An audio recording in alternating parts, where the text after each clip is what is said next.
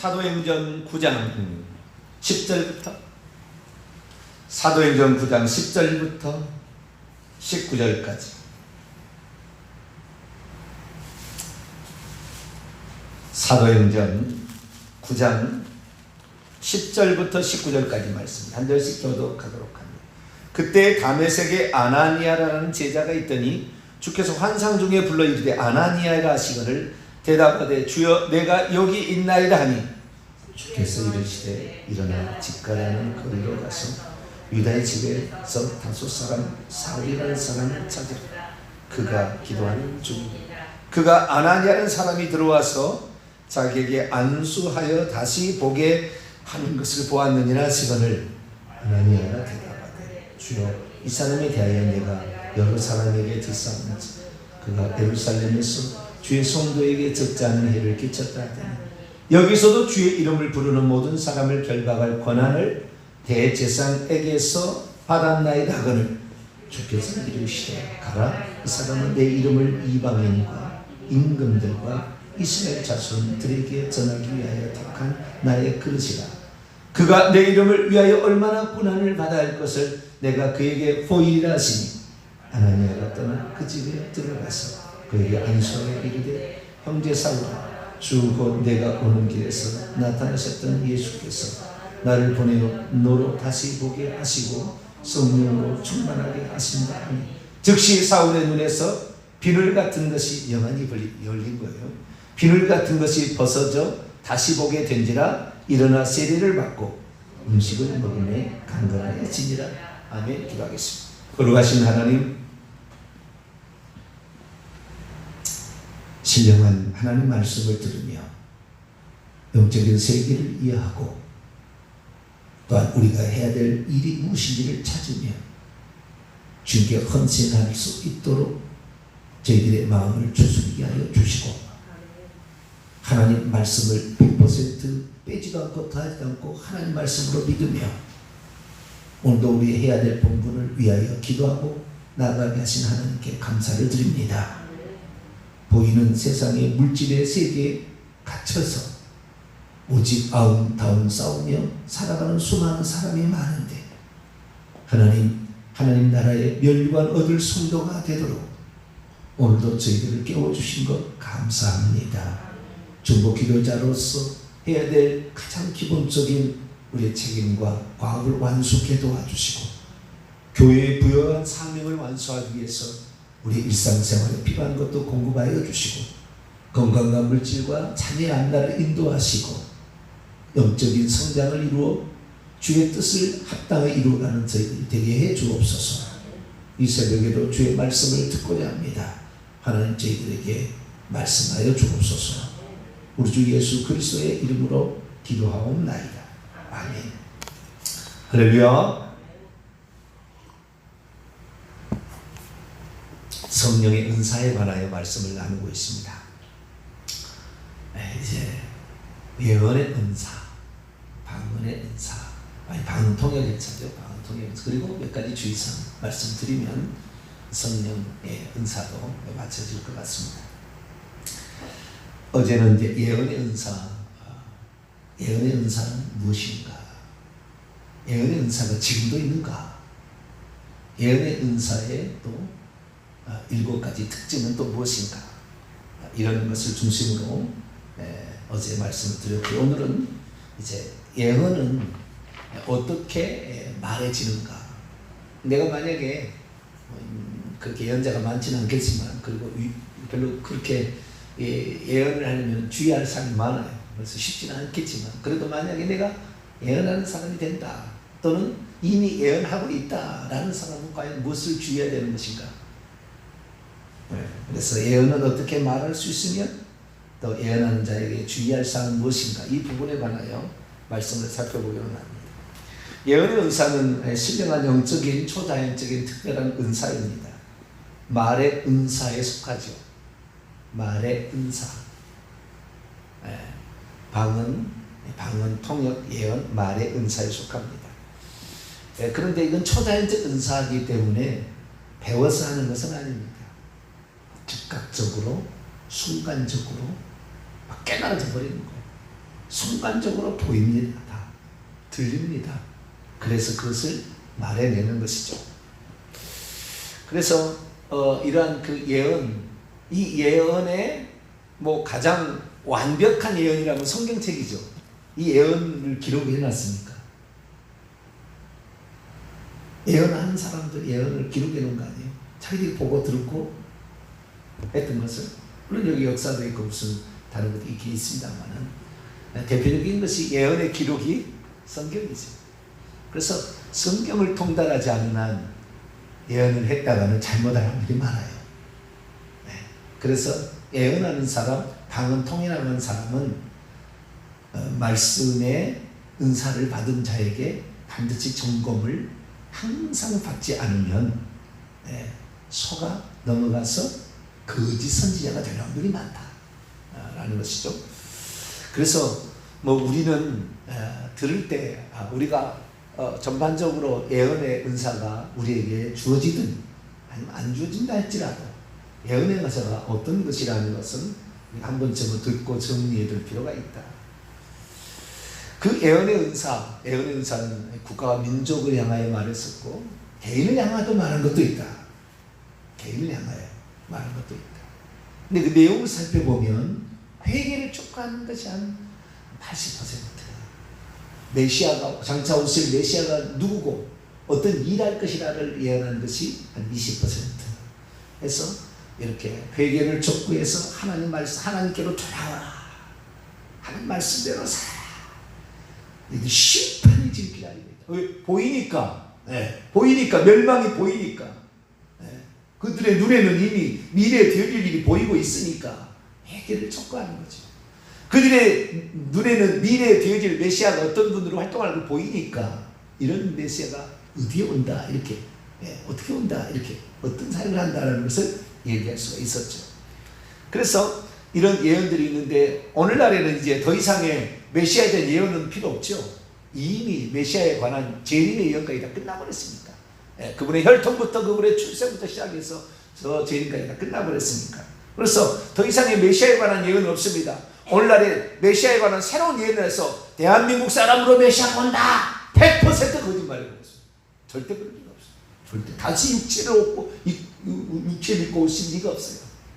주님은 단회적인 우리의 죄 사함을 위하여 한번 단회적으로 그 아브라함과 다윗의 혈통으로 온다고 했지. 다시 무슨 내가 한국 사람으로 온다.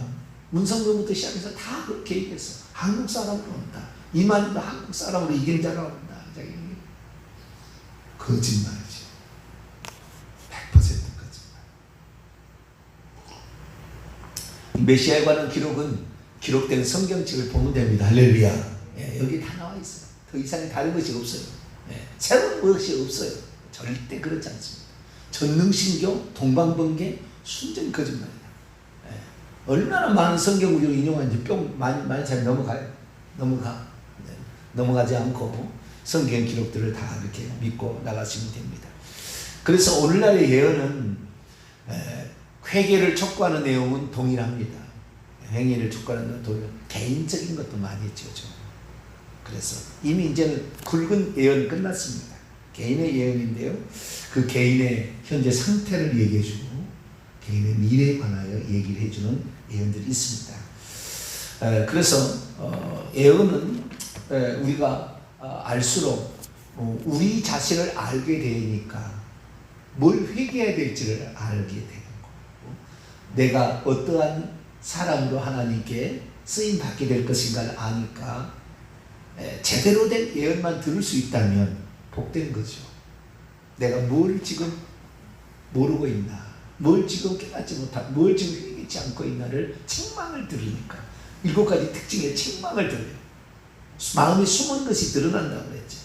여러 사람들에게 판단을 받아서 누구만 얘기하는 게 다른 사람도 똑같이 예언하니까 내가 지금 이런 상태에 있다. 그래서 자신의 상태를 점검하고 자기가 어떠한 또는 이 목회자들은 교회 예언을 많이 줘요. 개인이 가봤자 예언을 받을 때에 또는 예언을 하게 될 때 목회자들은 교회 예언이 꽉 찼습니다. 그 개인 예언보다는 교회를 어떻게 그렇게 할 것인가 사람에 따라서 달라요. 그래서 그 예언을 우리가 이제 이렇게 받을 수가 있는데요. 또는 예언하는 사람을 만날 수가 있죠. 그러면 그 예언, 진짜 예언한 사람은 어떻게 그러면 예언하느냐 이거죠. 내용은 그렇고 어떻게 예언을 하느냐. 보통 뭐 서너 가지 정도로 이제 그 예언이 이렇게 예언의 영이 예언의 은사가 있으면 예언하게 되는. 첫째는 마음속에서 분명하게 떠올라 가지고 말에 져버리는 게 있어요. 그러니까 그 마음속에서 떠오르는 이 성령의 영감으로 팍 깨달아지는 거예요. 그냥 순간적으로 깨달아지는 거예요. 그래서 그것을 말해내는 거죠. 뿐만 아니라 대부분 이 깨달아지면 이것은 가장 약한 쪽의 예언이에요. 그냥 마음으로 깨달아져서 말하는 것이 가장 약한 예언이고 가장 틀릴 확률이 많은 예언이에요. 이쪽은. 그런데 어떤 예언이 이제 그 진짜 예언이라는 것은 두 번째는 환상으로 착 보입니다. 환상으로. 바로 보입니다. 그 사람의 상태가 과거에 어떤 사람이었다, 지금 어떤 상태에 있다, 장차 어떻게 될 것이다가 순간적인 필름처럼 촥촥촥 지나갑니다. 그래서 그것을 얘기하는 거예요. 그래서 예언이라는 것은 보고 말한다라는 거예요. 보고 말한다. 아나니아가 바울에 가서 얘기했죠. 당신은 하나님께서 어떻게 쓰실 사람입니다. 예언을 딱 하잖아요. 네? 자, 오늘 본 말씀 15절 읽습니다. 시작. 주께서 이르시되 가라, 이 사람은 내 이름을 이방인과 임금들과 이스라엘 자손들에게 전하기 위한 택한 나의 그릇이라. 어디 있어요? 그 앞에 보세요. 지금 앞에 11절도 읽습니다. 시작. 주께서 이르시되 일어나 직가라는 거리로 가서 유다의 집에서 다소 사람 사울이라는 사람을 찾으라. 그가 기도하는 중이라. 기도하는 것이 아나니아 기도할 때 사울이 그 직가라는 성에 유다 집에서 기도하는 장면이 싹 지나가는, 과거가 딱 지나가는. 그 사람이 장차 어떻게 이방인들, 임금들, 이스라엘 자손에까지 복음을 전파할 그 장면이 순간순간 팍팍팍팍 또 이게 보여지는 거죠. 그리고 아나니아가 산수하면서 당신은 하나님께서, 또는 하나님 음성으로 말하죠. 내가 너를 이스라엘과 이방인과 임금들의 복음 전파자로 보내노라. 얘기를 하는 거죠. 아니면 그렇게 보입니다 라고 얘기를 하는 거죠. 그래서 그 과거의 그 사람, 현재의 상태, 그 다음에 장차 되어질 그런 상황, 이런 것들이 바로 환상의 한 장면으로 펼쳐지게 되는 것. 이것이 예언이에요. 근데 예언을, 만약에 예언을 한다는데 영안이 열리지 않고 예언은 불가능한 것입니다. 지금 영안이 열리지 않아도 할 수 있는 것은 방언이에요. 방언 하나. 영안이 열리지 않고 할 수 있는 것은 방언 하나. 물론 거기다가 뭐 더 추가해서 지혜의 은사, 말씀의 은사도 포함시킬 수 있어요. 세 정도는 아니라고 할 수 있어요. 그거는 영안이 열리지 않아도 할 수 있어요. 그러나 다른 것들은 다 영안이 열려야 거의 이렇게 관계가 돼 있어요. 영안이 열려야. 병든 자가 낫는 치유 은사도 그 사람의 과거 상태가 보이고 장차 되어질 상태가 보이기 때문에 그 사람은 나오라 그러는 거예요. 그래서 치유하는 거예요. 세 번째는 보이기는 보이되 때로는 글자나 문장으로도 보입니다. 글자가 똑똑똑똑똑 단어가 팍 나오거나 문장으로 나오거나 이렇게 해서 그것을 그대로 읊을 수 있어요. 이게 예언이에요. 환상으로 보는 것보다는 글자로 보는 것은 명확합니다. 틀린 일 없어요. 이것은 거의 이렇게 보는 것은. 지금 더 신령한 쪽으로 들어가고 있어요. 지금 예언에 그냥 마음의 감동으로 그냥 팍 깨달아져요. 그냥 막 깨달아지는 게 있어요. 거기다가 어떤 것은 장면으로 확 환상으로 보여지는 거예요. 그러다가 어떤 것은 글자로 보입니다. 글자로. 그냥 어떤 사람이 딱 보는데 그 사람이 목회자인 거예요. 목회자. 이 사람이 가야 될 길이 목회자인 거예요. 근데 맨날 다른 길을 지금 가고 있어요. 그래가지고 지금 이 사람한테 왔어요. 예언하는 은사대에 왔어요. 그러면 그 사람에게 오자마자 목회자라는 딱 글자가 보여버리는 거예요. 당신은 목회자로서 부름을 하나님이 부르실 사람입니다. 얘기할 수가 있는 거죠. 그리고 마지막에 가장 고급스러운 것은 이 아나니아처럼 직접 주님의 음성을 듣는 것입니다.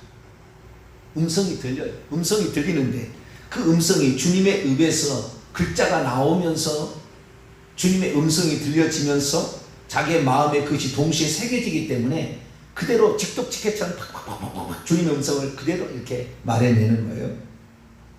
아나니아도 그랬고요. 사도 바울도 그랬습니다.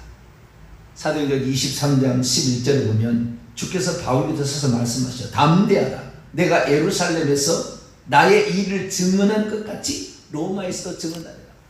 자기가 자기 걸 얘기했습니다만, 자, 우리가 주님께서 직접 얘기를 하신 것이 귀에 들리는 거예요. 귀에 들리는 거예요.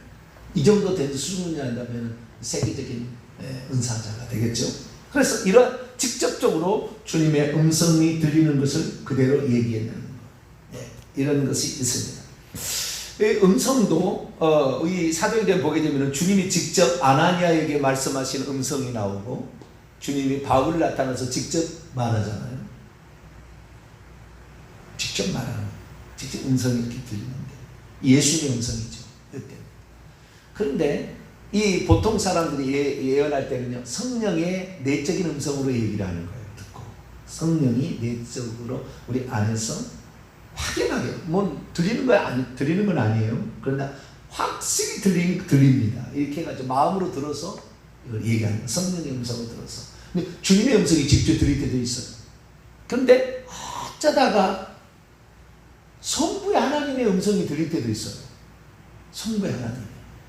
성부 하나님은 많은 말씀을 안 하세요. 대부분 이래요. 병진아.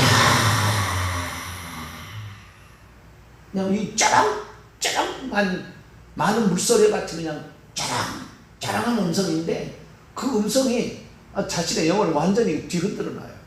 하나님의 음성이 그렇게 성부 하나님의 음성이 들릴 때도 있어요.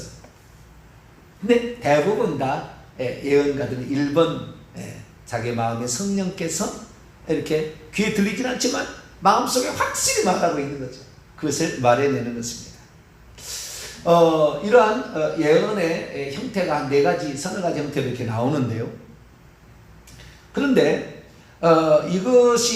이건 말고도 방언 통역의 은사를 받았다고 한다면 그 사람도 예언하는 거예요. 내용을 보게 되면. 이제 방언 통역에 대해서 얘기하겠지만 방언 통역을 해보면 예수님의 음성이 방언 통역에 나와요. 성령의 음성이 아니고 성부의 음성이 아니에요. 방언 통역은 성자 예수 그리스도께서 말씀하시는 것을 얘기해요. 방언 통역하면 성령이 하시는 말씀이 아니에요. 방언 통역은 좀 다르는 거예요. 예언은 성령이 내적으로 말씀하시는 것이고, 물론 예수님이 직접 음성적으로 들릴 수도 있겠지만, 그러나 방언 통역은 그렇지 아니하고 예수님이 하신 말씀을 즉각적으로 통역이 되는 거예요. 그래서 방언 통역을 해보면 약 80%는 예수님 얘기입니다. 대화라고 그랬잖아요. 그죠? 말이라고 그랬잖아요. 말. 내 영이 하나님과 말하는 건데 그 하나님은 예수님이에요. 예수님과 내 영이 말하는 것이 방언입니다. 방언. 그 방언 통역을 보면 예수님이 얘기를 하는 거예요. 예수님이. 얘기를 하는데 여기 들어보게 되면 우리의 기도도 있고, 그 다음에 예수님이 하신 얘기도 있는데 예수님이 하신 얘기 한 80%, 그리고 우리의 기도는 한 20% 정도 돼요. 대화 이렇게 하는 걸 들어보면, 방언 통역을 해보면. 그렇기 때문에 방언 통역도 일종의 예언이다. 남이 방언하는 것을 알아듣는 것도 일종의 예언이다 라는 것을 알 수가 있겠죠. 참조하시면 될 것 같고요. 그런데 가장 중요한 부분에 왔어요.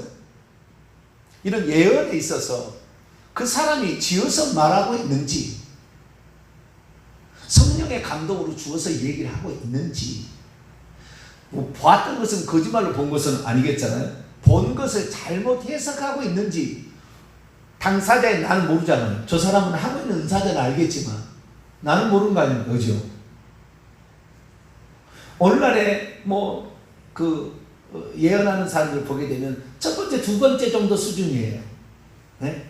막 성령이 감동하는 것을 가지고 환상 잠깐 스쳐지는 갖고 얘기하는, 요 정도가 대부분이에요. 말이나 글자가 나올 정도면 보통이 아니에요. 그 주님의 음성이 직접 들려져서 팍팍팍 마음이 생기는 이런 것은 거의 없는 거예요. 그러나 있습니다. 이건 세계에서 몇 사람 없을 사람이에요. 좀 더 갈수록. 그런데 어쨌든 이 성령의 감동으로 깨달아지면서 환상이 싹 스쳐 지나가면서 그 사람이 예언을 하게 될 때 과연 그 예언이 맞느냐 틀리냐 어떻게 알 수 있을까요? 간단해요. 그 예언이 성취되는가 안 되는가를 기다려보면 되겠죠. 우리 예언을 받는 입장에서 보면은 그게 진짜 이루어지나 안 이루어지면 다 가짜인 거예요. 구약은 전부 그래서 그렇게 판단해요. 그 예언이 이루어지나 안 이루어지나 보라는 거예요. 왜? 우리는 모르니까. 그가 받았다는데, 그가 성령이 그렇게 얘기한다는데 우리가 뭐 알겠어요? 모르니까 그런가 보다 이렇게 하는데 그것이 진짜 이루어지는가라는 것을 확인해 보면 그 사람이 얼마나 영적인 사람이고 얼마나 영적인 분량이 센 사람인지를 알 수가 있는 거죠. 여러 잡다한 얘기 많이 나오는 이건 거의가 지연 얘기가 많아요. 많이 얘기 안 하세요. 예언을 무슨 봤는데 많이 무슨 잡다한 얘기를 무슨 얘기를 다 이런 하나님 그렇게 잡다한 얘기 안 해요. 그렇게 얘기하고 있는 만약 예언이다 강원 통역이다 그럼 그 가짜라고 보시면 가짜가 꽉 찼다고 보시면 돼요. 그렇죠? 많은 얘기 안 씁니다. 딱인데 단 한마디도 틀린 말이 안 나와요. 진짜로. 단 한마디도 버린 말이 없어요. 왜? 주님 말씀이니까. 그런데 그 말이 뭐가 틀렸다. 100% 가짜예요. 다 속이고 있는 거예요. 지금 예수 무당을 하고 있는 거예요. 예수 점쟁이 하고 있는 거예요. 물론 그런 예수 점쟁이 무당할 수 있는 이런 사람들 어떤 사람들이냐면요. 자기 부모가 오늘 윗대가 무당인 사람이 그런 사람이 많아요. 그런 예언의 은사가 나오는 사람은 무당 쪽에 그래서 특별히 무엇이 잘 보인다. 이런 영감이 사람을 보면 잘 알아맞힌다 이런 사람 있잖아요. 이런 사람들이 은사를 받아가 예언하는데 이런 사람들이 틀릴 확률이 매우 많습니다. 이런 사람이 꽉 찼어요.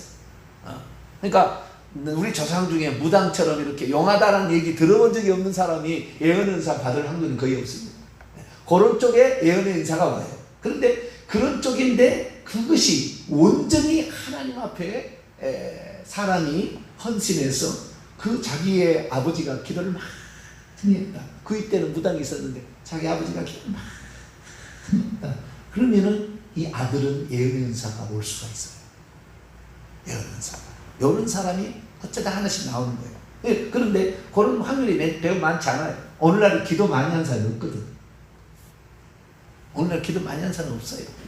그리고 기도한다고 한 사람들도 다 타락했기 때문에 여러분, 자, 이걸 주의해야 되는 거예요. 자, 고린도전서 14장 예언할 때 주의할 것이 하나 나와요.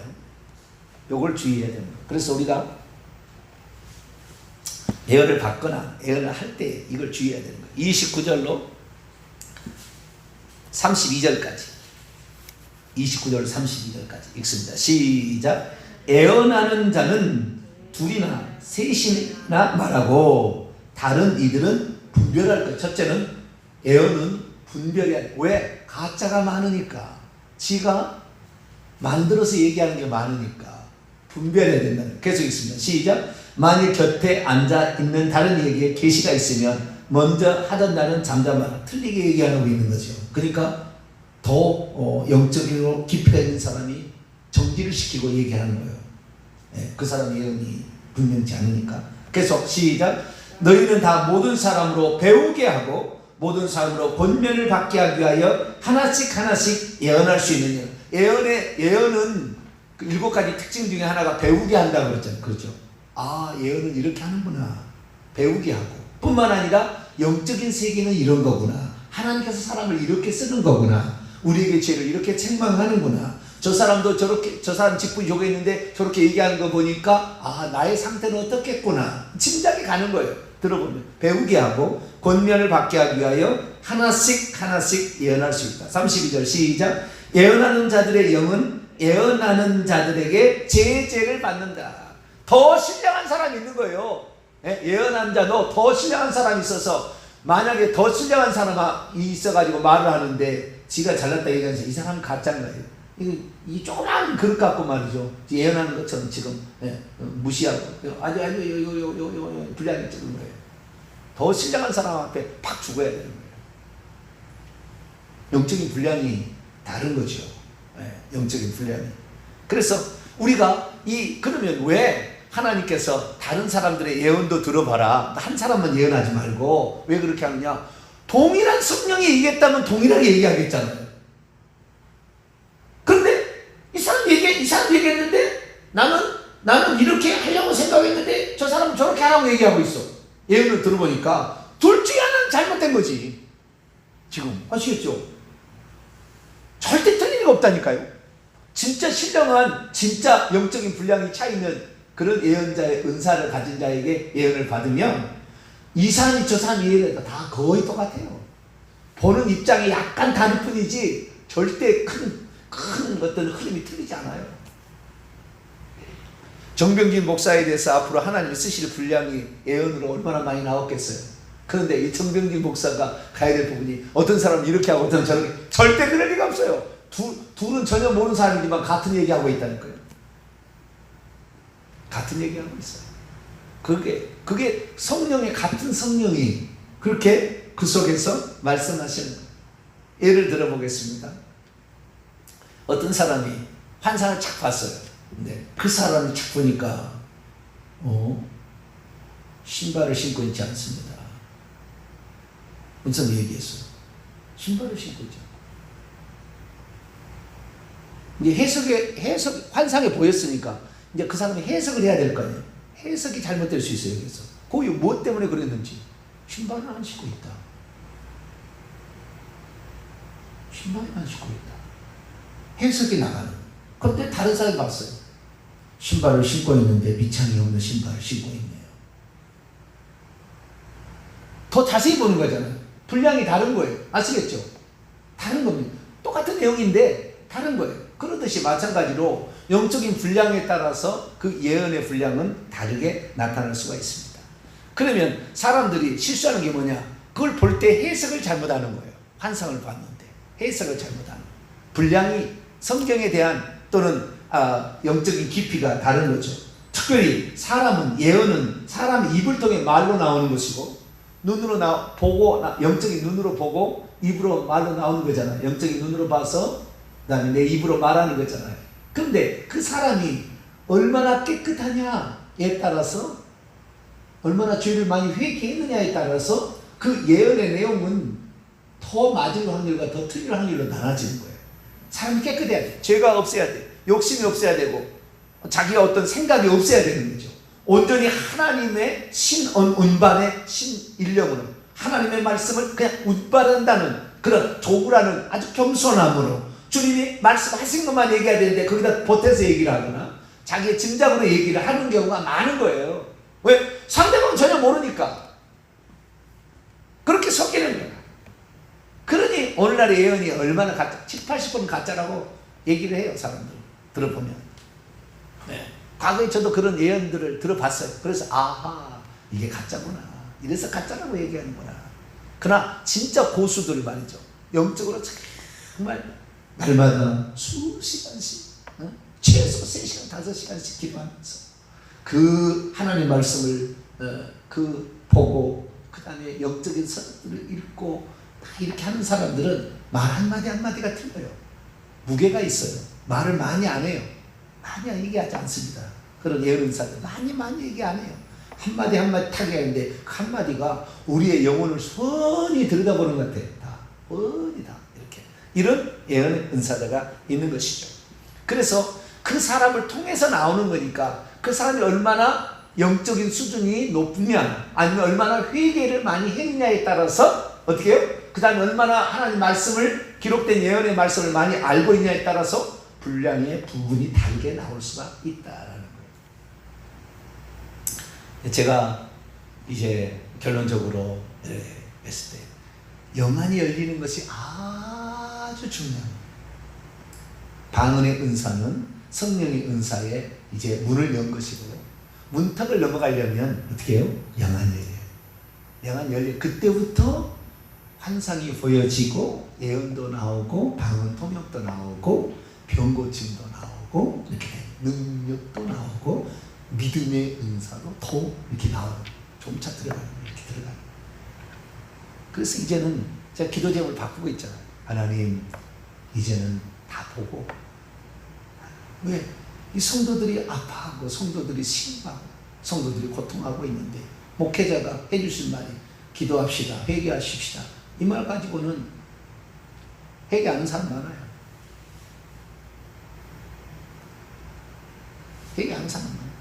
회개하자고. 지금 우리 회개 기도문 가지고 지금 주문이 엄청 많이 오고 있는데 저희 회개 기도문 가지고 이거 이상의 더 이상의 기도할 게 없어요. 내가 보니까 이거 다 나왔어요. 회개할 것, 뭔 내용을 회개할 것인가? 여기 안 나온 내용이 거의 없어요. 박스로 좀 나와 있는 내용도 있습니다. 거기 보면은 주의 종을 미워한 이런 것 거의 있어요. 그런 것도 내용도 있어요. 주의 종에 순종하지 않는 것도 있어요. 그것도 하나의 죄예요. 말에 순종하지 않는 이런 죄. 그런데 이 기도문을 보게 되면 이 기도문을 암송하다시피 우리가 이 기도를 해나가면서 마음을 정결케 해요. 그래야 그 다음에 은사가 오는 것도 다 좋은 거지.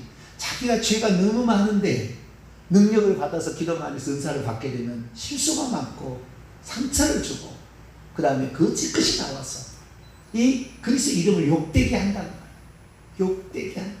차라리 안 받았으면 더 나아. 겸손하게 살 수가 있죠. 그래서 우리가 정말로 중요할 것은 예언의 은사가 뭐 다른 은사에 얻은 말도 중요한 게 뭐냐면 회개하는 게 중요해요. 할렐루야. 우리의 영혼을 정결하게 이렇게 하고 그 다음에 중보 기도 우리 자식과 최소한 나의 후손들 잘 되게 하지 않겠어요. 중보 기도 우리 교회 주의 종을 하나님 붙잡아 주시옵소서. 겸손히 끝까지 성령의 능력으로. 여러분 은사 많이 한다고 전도 많이 하는 건 아니에요. 사람 구원하는 것은 말씀이에요. 말씀을 정확히 얘기해서 구원하는 거예요. 그래서 이 목회자처럼 귀중한 존재가 존재하지 않아요. 그런데 오늘날의 이 목회자들이 정말 하나님 앞에 이런 신령한 은사와 이 말씀의 은사가 다 나타날 수 있어야 되는데 저부터도 많이 부족해요. 여러분 많이 기도해 주시고 그래서 이 은사들로 말미암아 교회가 모든 성도들이 회개하고 자신의 죄가 드러나서 회개하고 더 깨끗해져서 하나님 앞에 귀하게 쓰임받고 다른 사람을 중보하면서 자신에게 주어진 은사로 교회를 봉사하고 교회가 은혜가 충만하게 되기를 간절히 바랍니다. 거룩하신 하나님 감사합니다. 예언의 은사를 살펴보았습니다. 하나님, 예언의 은사가 정말 중요하고 귀중한 은사인데 방언보다는 예언의 은사를 더 사모하라 사도 바울이 말할 정도였는데 하나님 예언의 은사가 오늘날 올바르게 쓰지 못한 것도 있습니다. 주여 내 안을 깨끗하게 청소하고 온전히 주님의 도구가 되도록 우리 자신을 만들며 하나님이 주신 그 은총에 따라 오늘도 충성하며 살아가는 저희들 되게 해 주옵소서. 우리 주 예수 그리스도의 이름으로 기도하옵나이다. 아멘.